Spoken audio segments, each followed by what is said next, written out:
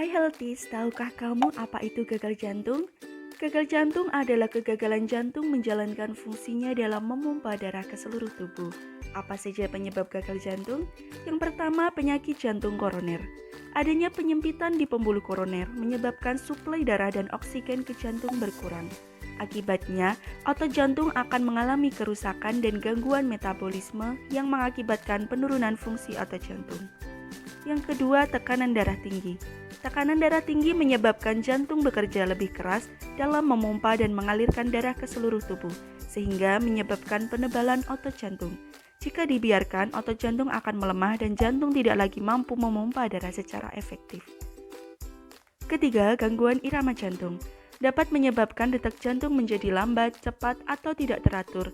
Kondisi ini membuat kerja jantung menjadi tidak efektif, sehingga dapat mengubah struktur jantung dan akhirnya menimbulkan gagal jantung.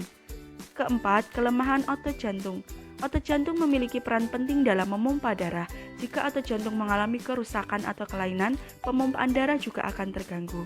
Kelima, kelainan katup jantung. Katup jantung berfungsi mengatur aliran darah dalam jantung.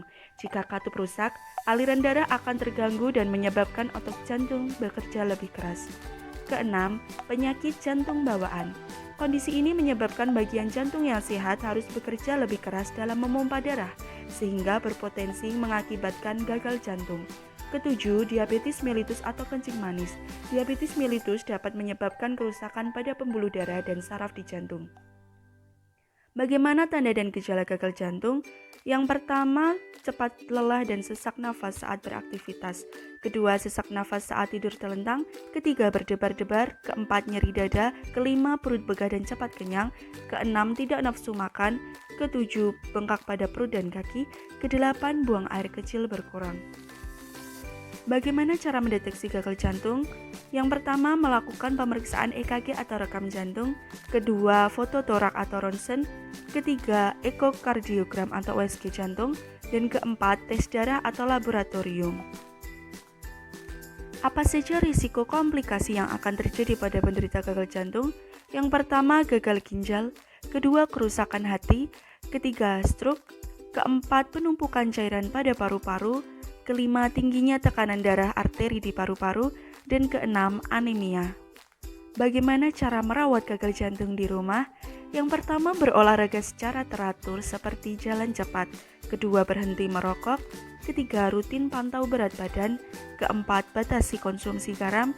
Kelima, batasi konsumsi cairan. Dan keenam, minum obat secara teratur. Pentingnya pengobatan rutin pada gagal jantung. Obat dapat mencegah yang pertama timbulnya kerusakan otot jantung, kedua perburukan kerusakan otot jantung, ketiga timbul kembali gejala dan penumpukan cairan, keempat menurunkan angka rawat inap. Sehingga meringankan tanda dan gejala gagal jantung, menghilangkan kaki bengkak dan penumpukan cairan, meningkatkan kapasitas fisik, dan mengurangi kelelahan dan sesak nafas, sehingga dapat meningkatkan kualitas hidup.